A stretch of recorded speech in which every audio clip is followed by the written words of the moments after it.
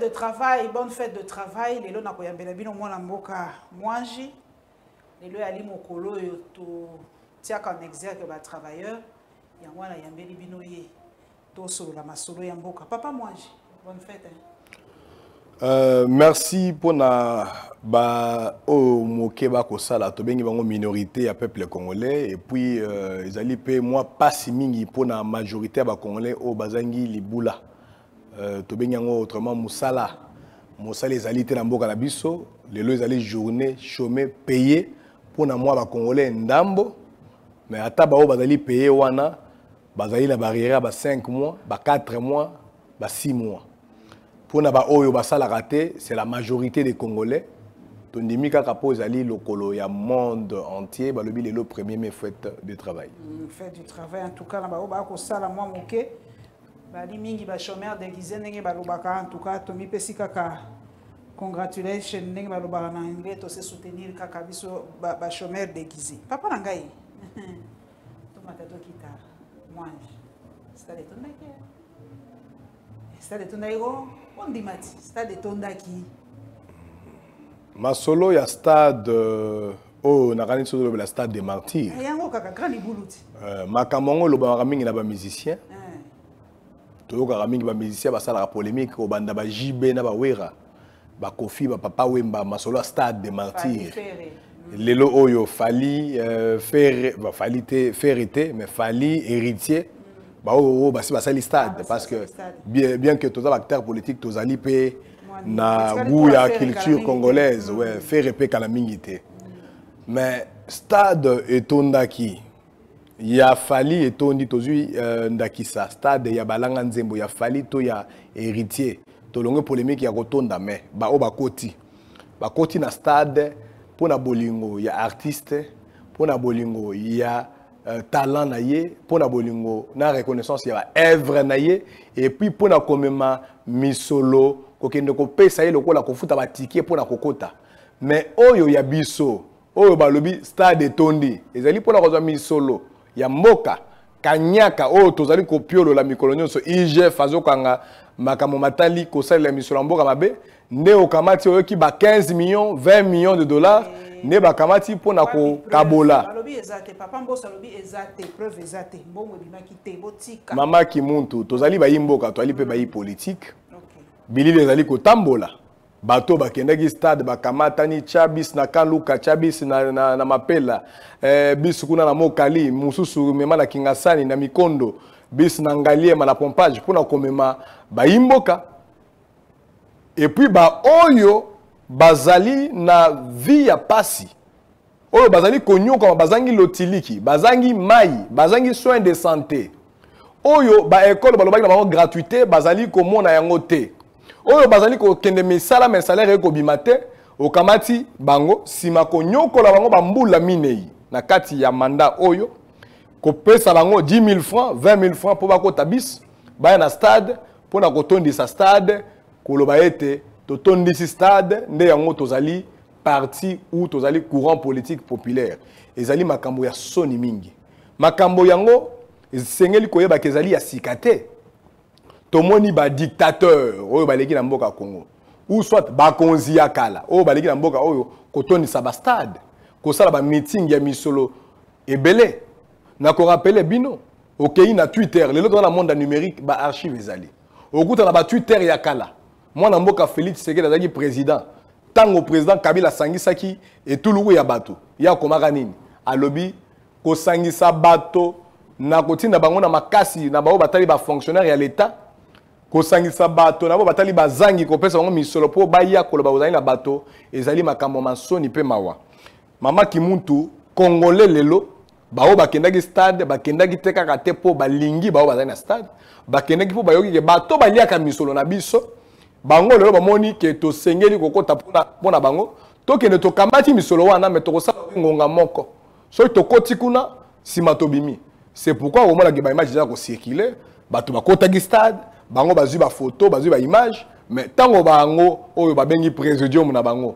ya union sake bakoti stade ezali polele mama peuple congolais ko tala pour la kolakisa ete peuple a ilizobate peuple ayebi lolenge nini bakambi mboka oyo régime oyo bazali ko s'enrichir, bazali ko jouir et puis bazali ko zo peuple lokola zobana bango. Papa moi je lançais quand même un message il y a bato à président papa mboso alobi na biso bo lotate dialogue égalité papa Mbemba ebisi biso alobi l'unité avant tout papa Vital Caméra ebisi biso alobi aye pona ko ningisa économie papa Fachi apesi presque un devoir à domicile et tout le bakwa qui tisa dollar abundana un message clé quand même ezalaki hein pendant meeting ya wana eloko liboso mama Kimuntu esengelaki ko bandande wana lokolo bandi na yango tango ba ko sala milulu babengi bato esengeli ko pesa ntina otali ba affiche na bango balobi soyons du bon côté de l'histoire toko sola likambo wana wana thème na bango affiche mais tango za koyoka ba discours ya bandeko bana otangi ezala Mbeba Kamere Mboso ezala ba onyo so bazuma loba okomona ke na lopoto basali babengaka dissonance moto na moto apesi son na ye moto na moso alobeli tina na ye dénominateur comme ezali kaka biso nyonso na sima ya Fachi mais o ezali motu ya pona leader nyonso akota kuna ezali kolobela tina na ye ezali lokola tour de Babel donc minoko oyo ba présidium mwana balobi ezali minoko mokote ezali maloko mokote yo moko talisi makambo Caméra lobi ayebi ke azali moto azali cité na ba dossier à 100 jours makambo matali misolo ya mboka batanga Caméra lokola moto ayibaki misolo ya mboka ba sambisi ye pona makambo mana ba millions de dollars na procès 100 jours ba condamné payer 20 ans de prison. Mais même matali o bengaka ba négociation ba officine ba office donc ba action officieuse politique et ko ça lelo oyo congolais na ko kamonyonso bandeko bana bazalaki kolandisa mpona boyibi ya ba millions ya mboka ba komi ko kamba ekolo yango wana c'est normal c'est une occasion devant et tout le coup ya bato na martyr pour la koloba makambo mana mais peuple azali zo baté peuple ayebi ke nyonso moto ekoloba wa ezali kaka obelo puta mwana mboka Jean-Pierre Bemba mokonzi président ya lingomba ya MLC avec tout le respect oh tozali kopesa na ye kolandisa mama ya sa sali na matali politique akoki kozala impressionné devant public ozali na martyr na koyeba solo ete kala biso à l'époque tozalaka ba étudiant tolandaka Jean-Pierre Bemba ba congolais ba landaka Jean-Pierre Bemba na misolote batondi saka nzela bayembela ye aza mwana Congo lelo oyo il faut kozala na soni ya koyeba keno tomemi bato na kati ba bis po to pesaki bango 10 000 francs 20 000 francs babengaka yango na lopoto commerce de suffrage elingi koloba nini lokolo lingi bato baya na sima na yo kamati bo mesolo opesi bango ezo ko somba bomoto ya bato ezali ko somba choix ya bato mais ça ce n'est pas la légitimité. Nous voulons des actions politiques légitimes. Nous voulons un stade, le stade honorable Jama Kabunda Salaka, il y a eu de pèse à l'époque, et Zalaka, il y a Misoloté, au moins il y a Tondara plein. Et puis dans le stade Ouana, aux parti présidentiel, le rôle de l'IDPS, est-ce que mon anaki, Kobandelo a le visibilité, drapeau et monanité, affichage, monanité, au moins il y a parti alliés. Et le parti IDPS est en train de connaître le sort du PPRD, même pire, du PPRD Nakatia FCC. IDPS azali noyé. Nakatia Union Sacrée. Pour que la IDPS yemoko retourne sa martyr, président Kabunda à l'époque, secrétaire général, a bengaki IDPS bango retourne sa martyr. Mais le lot retourne sa martyr avec 300 partis politiques, 200 associations, à peu près 500 structures politiques, avec des têtes d'affiche au Bami ba leaders, mais qui ne sont plus en vrai des leaders légitimement parce que le peuple congolais, banda monaki bango ko landa lokolo ya mabe, asi alongo na sima na bango. Papa nanga manje, est-ce que bato wana olobi boko pesa bango ata bénéfice de doute te ba yé ko accompagner mokonzi. Bali ba leader d'opinion, bato belé ba kasima na bango. Mokonzi mboka afungoli maboka lobi boya to sala poto to sunga mboka. Lelo ba yé ba chez okitundu ba mariage lokiana e banani. Est-ce que vraiment c'est pour accompagner Penza Vision pour qu'on a to bana mboko ba komi na moi doute mukie mais to pesi bango moi bénéfice mais doute ali bana mboko chat échaudé crée le foie. To yibi bateau. Est-ce que baili penza kaka pona ko accompagner on konti to baza pe na mo ba agenda caché. Yo mo moni papa chez alobi ye hibernation a ko kate. A ko ka su hibernation. Mama Kimuntu lobi bien chez Okitundu akokoka hibernation te alingi te kozela na bozangi to na kolengela makanisho ya defendaka kala. Mais ezala kaka yete ezala na ba oyo bazali kotamona elongo oyo tangi ebele basi pe mibali lokola ba leader politique oyo lobby toyebaki bango bazalaki ba mobutiste ya minene oyo pe lobby kuna bazalaki ba donc kabiliste ya musée ya minene oyo pe bauti kozala kabiliste Joseph ya minene lokola ba Cheo Kitundu wana lokola bandeko ebele tokosalela bango publicité te na matali oui bakomi na yoki bato so lobi non bakomi ba féliciste oh féliciste oui donc elingi koloba ete tozali face ya otobengi na ba notion ya science politique o babengaka carriérisme politique bato oyo pona bango batingami obe na carrière politique na bango à tel point que bazali prêt ya koteka bomoi na bango bomoto na bango pe valeur morale na bango yo lobi makamonyo so lobaki na bato na kombo ya Tshisekedi oyo lobaki lobi na kombo ya Kabila oyo lobaki na kombo ya Mobutu lelo obongwani ozui bayimboka mususu lobaki je suis kabiliste du sang si j'arrête d'être kabiliste je vais mourir demain mais lelo oyo azokobela fachi ça veut dire que nous sommes face à des gens qui aujourd'hui sont pires que des comédiens na scène politique bazali ko sakanobe na bayimboka nyonso po batomoko wana bazali ko landa te intérêt ya mboka parce que ils ont eu chacun l'occasion ya kozala ministre député sénateur ba directeur d'entreprise na mboka oyo na Musée Kabila to na Joseph Kabila ba mususu to uta Mobutu ozu ba to ya minene lokola Lambert Mende o Malanga basale limboka nini. Nous sommes des acteurs politiques, parfois permettez-moi to tanga nandakisa wana basale limboka nini na makamonyo so bango balobaki ba tournir oyo balukaki Congo ya lobby tokoti kele nani olingo za di bon côté de l'histoire les ali kaka passé te l'histoire les ali pe kaka présenter yo olingo za lelo pembeni ya président Tshisekedi po za ina bokonzi a nommé yo ministre a nommé nani faut faire attention les corbeaux et les renards les ali li solo payer bana les corbeaux et les renards bazali kolanda Félix Tshisekedi po yé mutazana fromage bango ba meka kolia. Mais lobby nango, le bon côté de l'histoire sera raconté demain. Est-ce que vous avez aidé le président Tshisekedi Félix yako kamba Congo na nzela malam, yako longisa Congo na bitumba na ye, yako bongisa bomo ya bana Congo, yako tika koyiba misolo ya mboka. Maintenant on a kotangelo bato nyonso wana na kati ya etuluka wana, ce sont des gens qui sont accusés, poursuivis. Même bakagé dit ça na bango zali kotali sango na ba fait ya ba détournement de fonds, ba infraction ba sûreté d'état, ba haute trahison. Ce sont des gens qui devraient avoir d'abord premièrement honte ya koloba oyo matali mboka na mikili ya poto. Ce sont des gens qui devraient se retirer de la carrière politique. Être du bon côté de l'histoire papa na ils ont formé une ligne elingi bato bazo comprendre être du bon côté de l'histoire elingi lobani.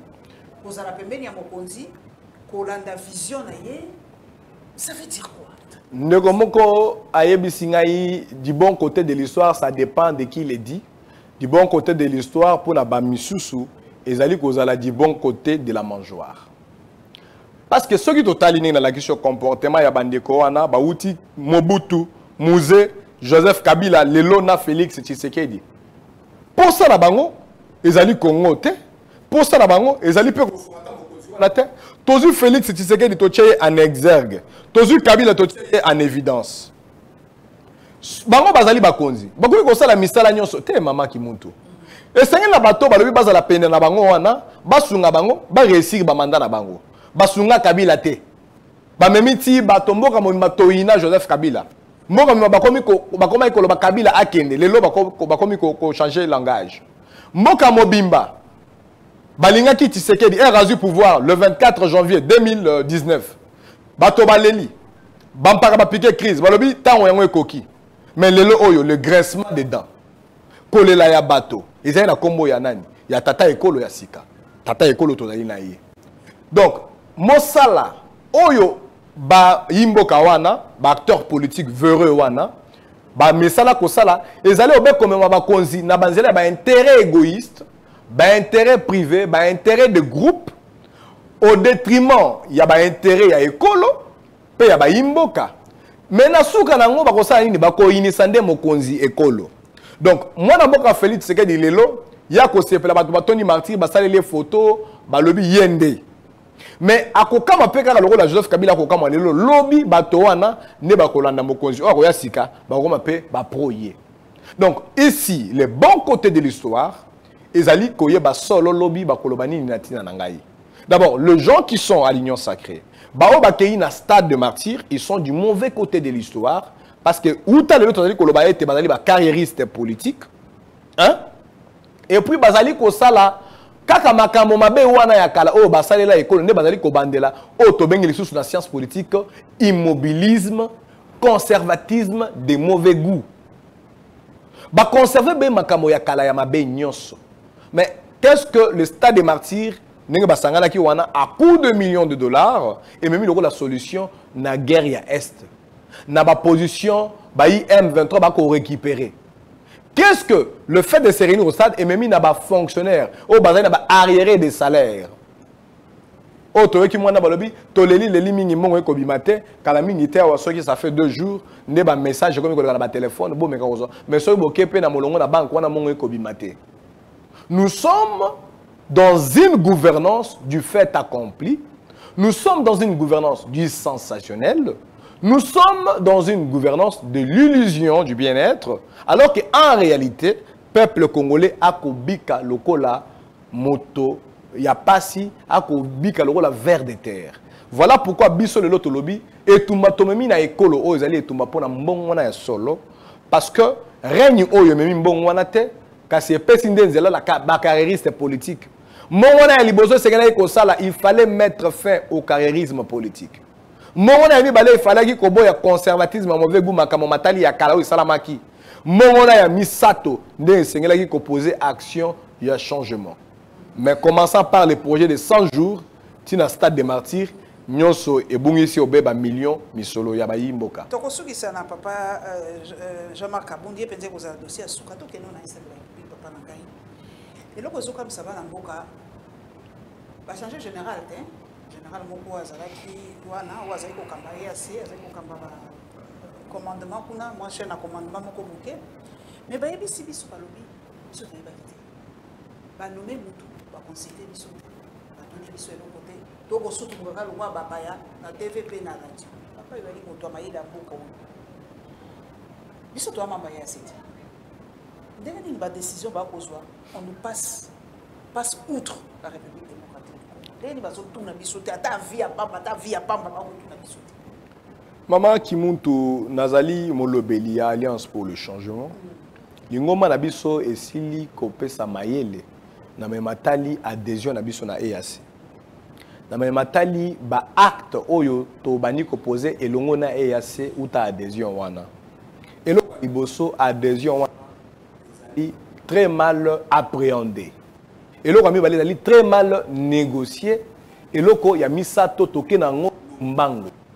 Tozali kocha mopanzi. Matali sur le plan économique, coopération. Nakati ya EAC, ok kozala lantina pona ba commerce frontalier. Tozali donc kocha mopanzi, matali ba facilité migratoire. Nakati ya ba membre ya EAC. Mais tu es sur le plan sécuritaire. Parce que nous sommes un pays dont la question sécuritaire est imminente. Donc, tout ce qu'on peut faire, poser comme action diplomatique, comme action de coopération, doit d'abord regarder préalablement et avec une priorité absolue, aspect sécuritaire. Nakati ya EAC. Bamboka o bazali nakati.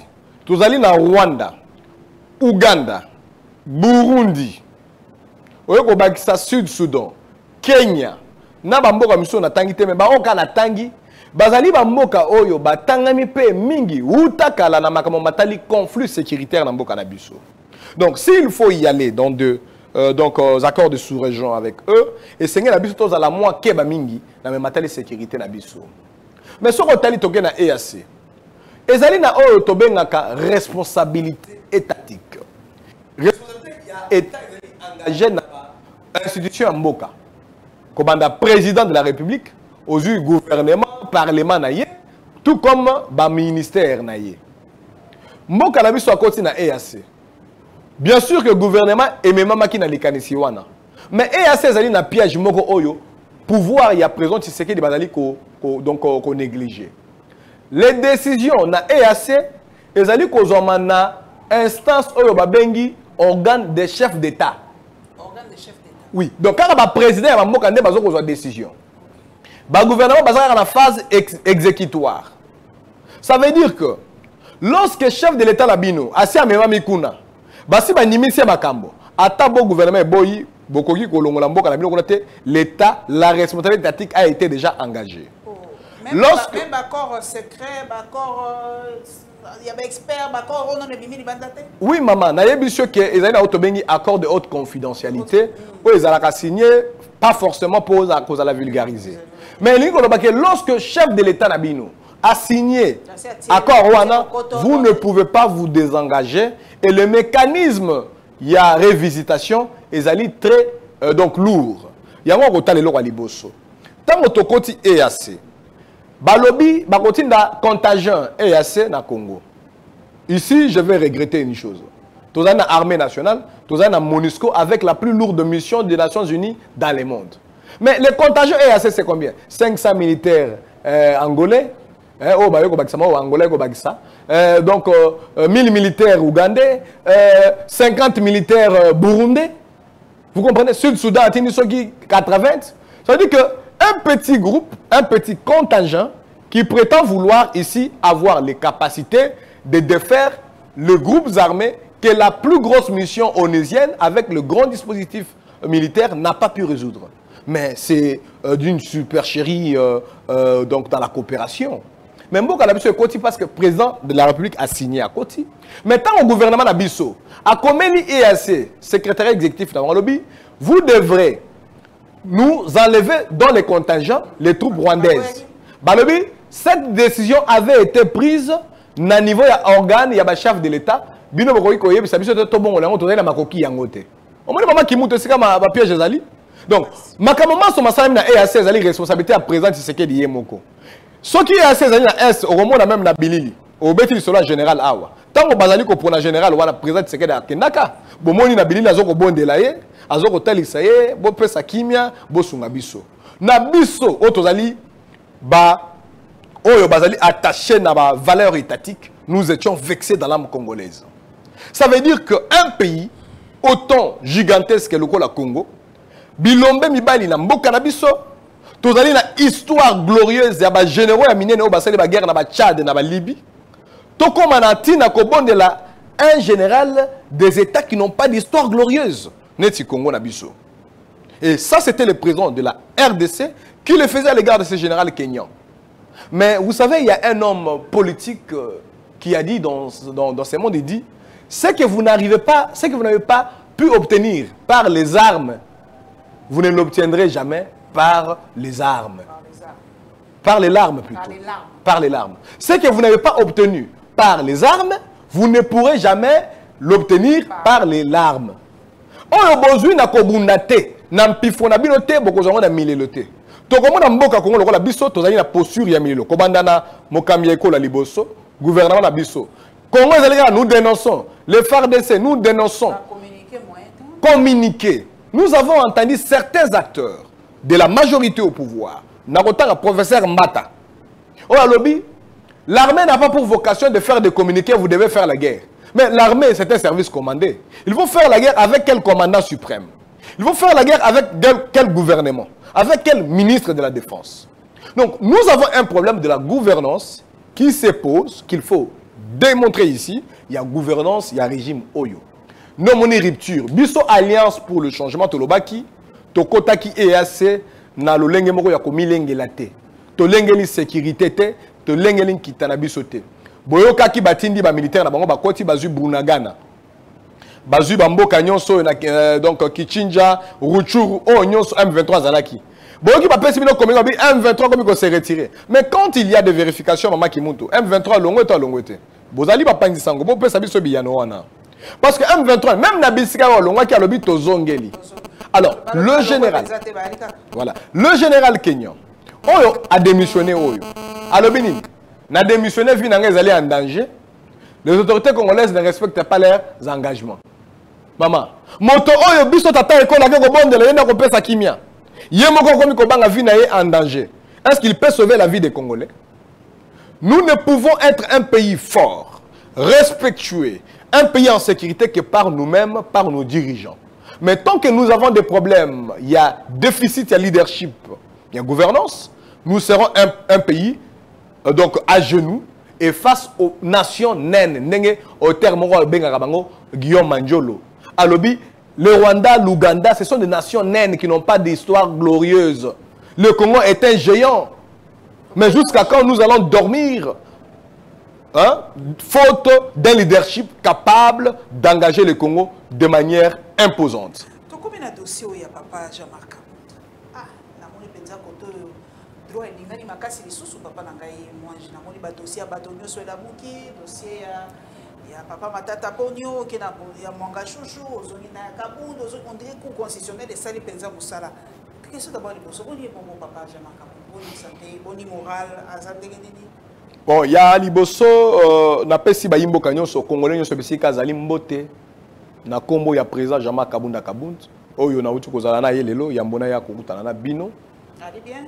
Azali moral makasi azali nanzoto kolongono mitungisi ya maladi na kati ya boloko makala ezali mikolo nyonso azali kobela bakosu makamomanso oyo ezali mais ya yebi boye bachaki ekuna po abela bachaki ekuna po na konyokola nzoto na ye po na komema ye ameka kosenga bolimbisi kosenga négociation to ameka kozonga sima na makambo ya talisa lokola mabomba mi ya mboka oyo ezali komema mboka na kobunga oyo ezali komema mboka na kozala mal géré na matali régime oyo président Kabunda lobi ezali boloko te ya makala ezali ba intimidation te oyo ko kozongisa ye sima et puis il faut peuple congolais yeba président Kabunda na prison makala lelo tozali ko compter 9 mois plus de 9 mois. Déjà? Oui, plus de 9 mois. C'était depuis août, donc début août 2022. Les autres, dans le mois de mai, ça fait donc 9 mois. Donc, président Jean-Marc Kabunda a subi des menaces, des intimidations, des chantage, des pression, mais le fils idéologique d'Étienne Tshisekedi Wamulumba a lobby à côté qu'à jamais combat pour le changement. Même vis-à-vis d'une quelconque négociation, d'une quelconque proposition. Nous autres, et qu'on passe ya maladie na boloko ya makala, mais azali mokote ya ba oyo, ba kota ka boloko, lokola ba yibi misolo ba koti, ba sengi liberté provisoire, liberté conditionnelle, na kepo nation de santé, si manayango ba yeba négocier, ba bongoli maloba. Non. Peuple congolais singeli ayeba Jean-Marc Kabunda Etienne Tshisekedi Wamulumba benga héros vivant. Peuple congolais azali na pasi pour na bisika ye azali. Mais ayeba ete ye pasi na ye ezali pour na peuple. Pour na président Jean-Marc Kabunda ye azali prisonnier te. Prisonnier ya solo ezali oyo alingi bacha yekuna. Pour na président Jean-Marc Kabunda ye azali moto na position pas. Bato na position pas bazali banzuzi, ba magistrat. Oyo ba ko sambisa ye ko landisa manenge ba yi politique ba ko tinda bango. De toutes les décisions de justice oyo boyi botangi. Tozu ba yi mibeko, tozu ba professeur, tozu ba chercheur na droit. Combien de fois nous n'avons pas manqué qu'on a vice de procédure? Combien de fois nous n'avons pas manqué qu'on a infraction paix égalité? Combien de fois pour arrêter à souka maman qui monte à la cour constitutionnelle? Procureur général près la cour de cassation. Accueilli ko senga o babengi demande réquisitoire. Na bureau il y a assemblée nationale pour na ba pesa autorisation. Il y a ko poursuivre honorable Jean-Marc Kabunda na justice peut qu'on lève ba immunité na ye. Na réquisitoire on a batangi ba infraction mitano. Outrage au chef de l'État, outrage aux institutions, propagation de faux bruits, dénonciation calomnieuse, diffamation. 5 préventions. On a batangi lié car pour le discours président Jean-Marc Kabunda salaki le 18 juillet. Pour la rota lista mabomba mi mboka. mboka ezali kobunga pona nini mboka ezali kokufa pona miyibi mboka ezali kozala pona bajustere makambo ya est président Kabunda alobaki oyo nyonso toza kovivre makambo ya processus électoral alobaki makambo ya martyr bazali kofabrike baparti ya lokuta balobaki toza na 300 parti mais baparti euti kosala malobi awa bazwi batondisi martyr batie balogo batalisi bapancarte de Kinshasa mobimba le président Kabunda avait dit ça ce sont des partis malades les partis qu'on a dit 300 partis nana yebi bango. Mais ce sont des formules congolais.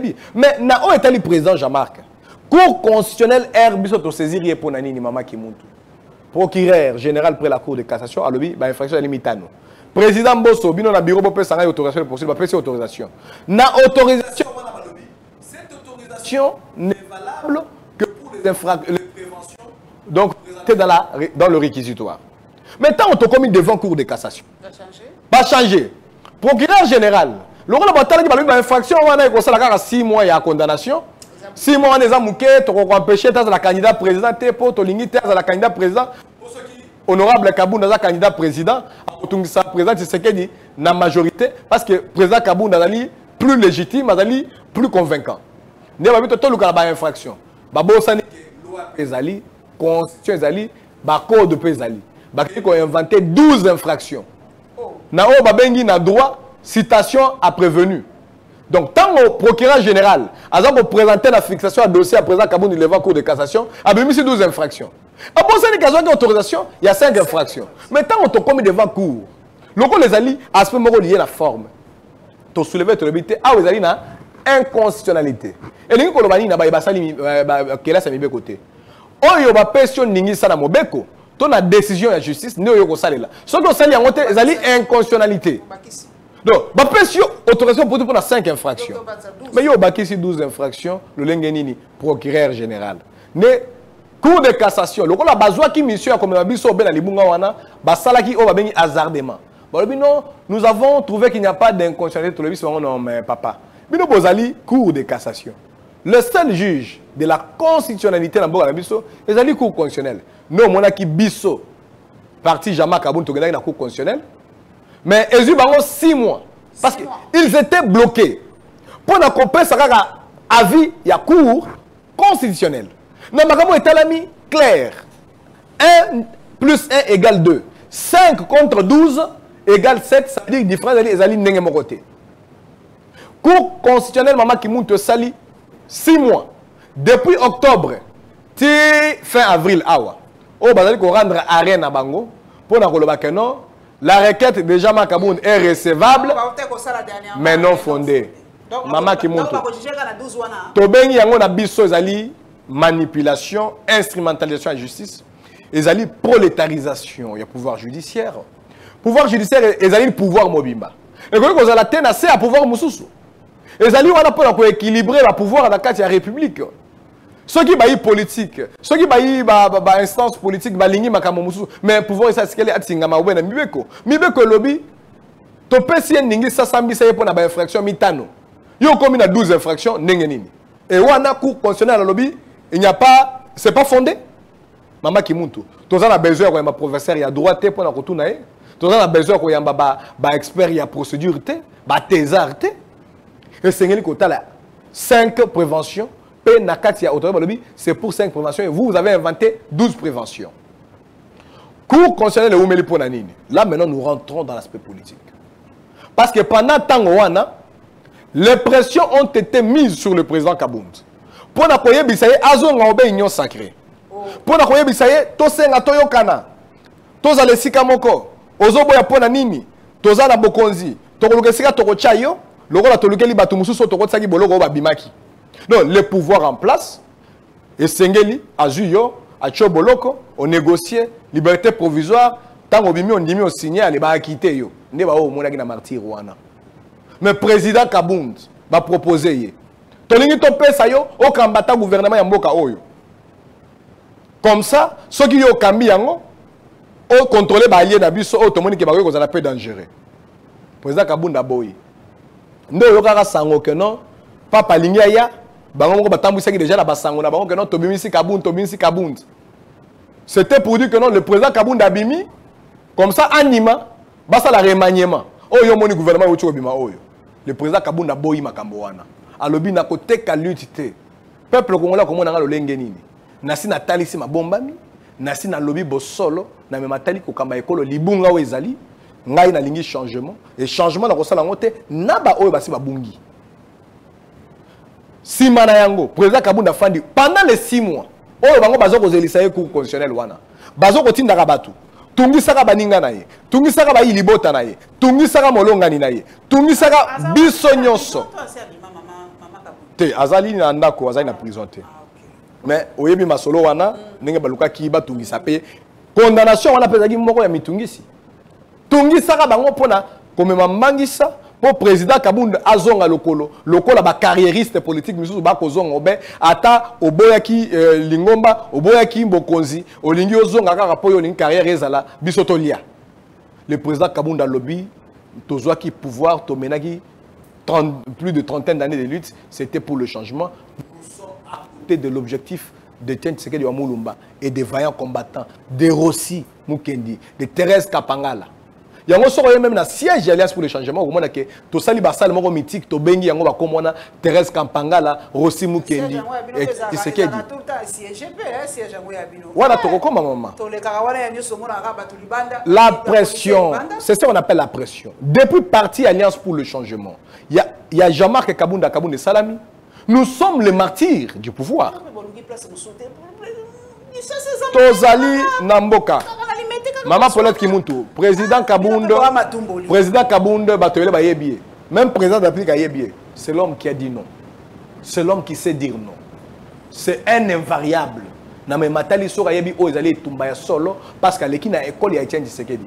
Pendant plus de 30 ans maman. Etienne Tshisekedi wa Mulumba a boyi ba proposition à l'Olengenini. Combien de fois ba nommé premier ministre? Lobi nango balongolier. C'est ça l'école que réitère Jean-Marc Kaboun avec l'Alliance pour le changement. Non, Wanezali et Sikalabiso, Kouta Constitution, Tomi Beko Yamboka, ils allaient liberté à Congolais, Toponi et Sikawana, parce que ils siège Nabiso national, mais toi, il y a un siège fédéral dans Babisika Nyoso. Bango Bazali Nangambo, Biso Nangambo. IDPS. Wana Ningo Laksanini, parti Wana, Otoyebaki Bango de Bazalaki ko détenir. Exemplarité, il y a démocratie, le lobango ba bongwani.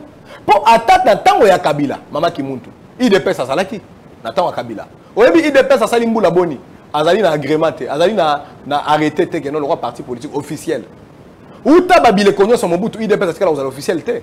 Mais c'est sous Joseph Kabila que l'IDPS a été reconnu par un arrêté ministériel. C'est sous Joseph Kabila que l'IDPS a fait des meetings triomphales avec autorisation dans Thérèse Sainte-Thérèse. Ça veut dire que l'élan démocratique, le progrès démocratique dans le Canabiso est salami. Mais boni IDPS le le pouvoir. Loko la président Kaboun Kabouani na président Tshisekedi. Loko la toboyi libunga na bango et sengeli tobo la démocratie. Nous avons le droit d'exister en tant que citoyens congolais. Nous avons le droit d'organiser nos intelligences politiques. Parti na biso to ina ngambo bango na ngambo wana kuna na limité biso kutu 11e bango 10e to kendaka kuna te pona nini kaka ba IDPS ne sengeli ba na parti Alliance pour le changement ba beta mabanga na siège na biso ba beta Molotov ba tumba ba effigie président Jean-Marc Kabunda massa c'est beta makikuna na marche à soko to salaka le 3 avril massa c'est beta makikuna heureusement porte wana ezali ya makasi les gens allaient vraiment mourir. Combien de femmes, en plein mois de la femme, en mars, ont été molestées, frappées, torturées? Nous avons déposé des plaintes, les LOO, dans CNDH. Nous avons déposé des plaintes dans MONUSCO. Nous avons saisi les représentations diplomatiques dans Mboka Oyo. Dans Matali, recul démocratique dans Mboka Oyo. Kolandisa, Mayo Oyo, IDPS, c'est-à-dire que ça, dans partie à Jean-Marc Kabunda. Nous sommes en gros. In globo, Mama Kimuntu, et Ninkola Kisakezali, ma pression pendant les 6 mois. Oh, tout le monde la Cour constitutionnelle appelle ça. Pour la relève, non recevable, non fondé. Est-ce qu'il faut 6 mois?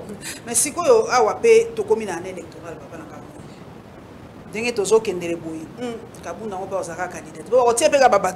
Wanezali objectif na bango.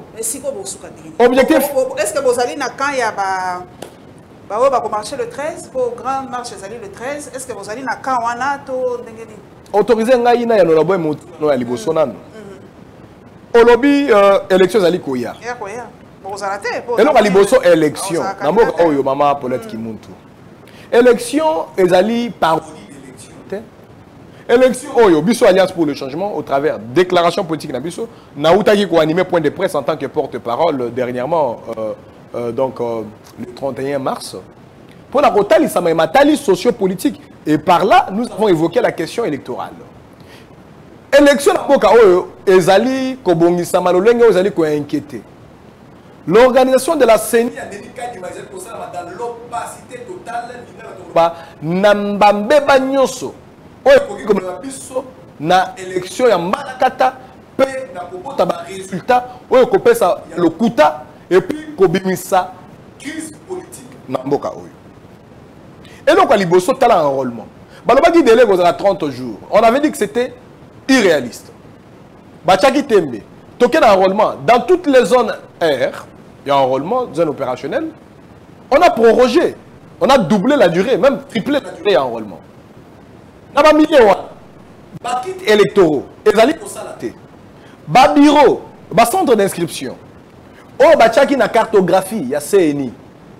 Oh, bah commis, donc centre d'inscription, vous allez na bumbo, vous allez boyo. Comme na bumbo, on est alité. Aucun quartier qui a des alité. Oh, c'est ce qu'on appelle le centre d'inscription fictif. Alors que le centre d'inscription na mon suffrage, suffrage, et bien comme un bureau de vote. Parce que yo que nous voter c'est comme un rôle. Alors, si nous avons des centres d'inscription fictifs, donc nous aurons des bureaux de vote fictifs. C'est facile à démontrer. Tout le monde n'a pas enrôlement. Billy Bitamboli. Banamike 10 ans, 12 ans, 14 ans enrôlé. C'est ni yemoko à reconnaître yango. Tout le monde n'a pas information. Batomboki, rebelle, bisikagnon sur la base, botoli ba iseni, ba machine enrôlement, ba machine électorale. Tout l'année n'a pas information. Kaka ya bango moko officiel. Ba dignitaire ya régime o ya Félix Tshisekedi. Ba kangi awa na masimanimba. Na ba kits électoraux na kati minute ka ba privé. Ba misu ba même yango na banda ko bango. Nous sommes en train d'aller dans un processus électoral qui part pour l'opacité, maman. Est-ce que tu as dit qu'on a problème oh yo lobby? Solo et liboso, peuple congolais, bazo, babisote, tout le liboso, organisation des élections. Il faut qu'il y ait une organisation des élections inclusive d'abord, va exclure Moutouté, crédible, transparente, inclusivité. Voilà tout comme na oyo lobby awa.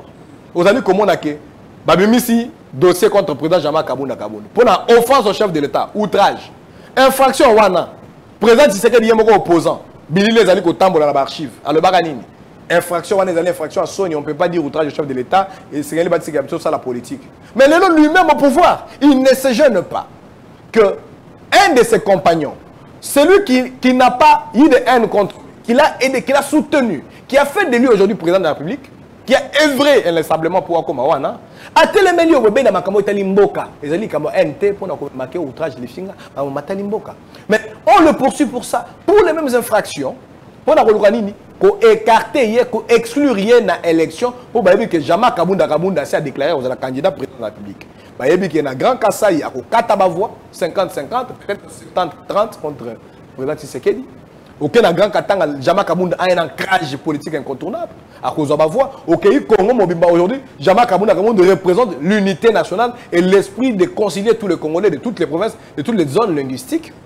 C'est ça le danger au régime en place. Ils allaient pour ça l'acharnement politique. Babalu si on a la poursuite judiciaire, Natina Jean-Marc Kabunda. Tout le monde Jean-Marc Kabunda Kabunda. Tous les opposants Mousso Tangi Bamata Tamponio. Oyo Kuna Bazaro Misabaloa des pères et des mères. Cible.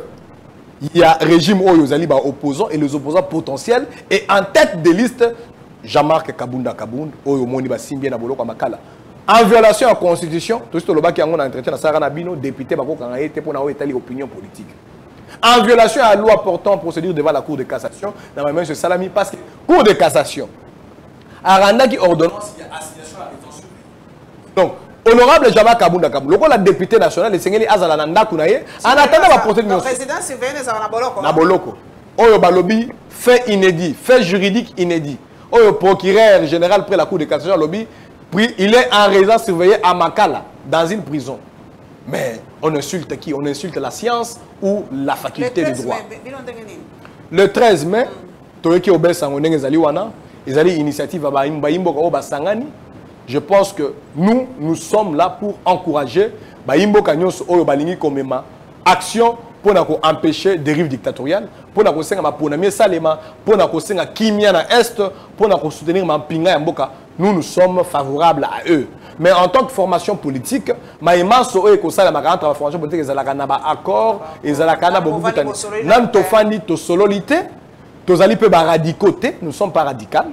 Bande Kolabiso, ils ont bazali ensemble, ils ont bazali PPRD, to Oapi, o bazali na ndeko Mata Tamponio, to sololaka malamu, na pesimbote na secrétaire général à LGD, moi na boka Franklin Chamala, na pesimbote na Mike Mukebai. Nous causons très bien na bayi mboka wana parce que nous savons que nous sommes tous des Congolais. Et nous pensons aujourd'hui qu'il faut, dans la simultanéité, jouer action pour empêcher des dérives dictatoriales. Il y a un régime Oyo. Mais nous sommes convaincus que Tshisekedi, Félix, a échoué. Déjà. Le mandat part pour un bilan négatif, un bilan d'échec. Même le résultat du stade des martyrs le démontre clairement. Non, nous, on ne pense pas qu'il faut qu'à 14 à Liboke. Bien que Liboke, candidat unique aux coalitions à opposition, et que ça toujours un peu faux. Mais nous pensons que même l'opposition soit alignée, parce que l'opposition est parti moins élevé. Même si nous alignons 10 candidats, le président sortant, il sera battu. Et si Jama Kabounda Kabounda est président, et candidat président, c'est Jama Kabounda Kabounda qui va les battre. Et ça, nous en sommes sûrs. Et nous pensons, dans la possibilité politique, il y a que Baïmbo Kamisu Souana, ceux qui Makamoko Bongi Saizali, Masolo Kosolo Zali, tu as les politiques, tu as le Lengening, tu as la PC Bango Tewana, ça veut dire que nous avons des contacts.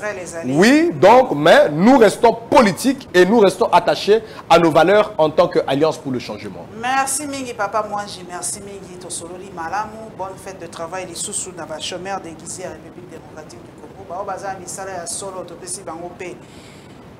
Bonne fête du travail, merci Nabaoba Kolanda Biso, la Lyon Télévision officielle, la chaîne Nabiso partenaire, Nyota TV, Central TV, Perfect TV. Merci Nabino Mingi, vous likez, vous partagez, vous pouvez sa papa Jean-Marc Kaboundou. Bote Mingi, Makasi Mingi. En tout cas, bote nangai comment? Et comment maman? Et comment petit na na Lyon. Bote nangai côté mapona ba imbo kanyoso. Bote nangai comme papa Jean-Marc Kaboundou, bote pe Mingi Nabino ba yebo Kolanda Biso. Nzambe abenisa bino, abenisa biso lokola.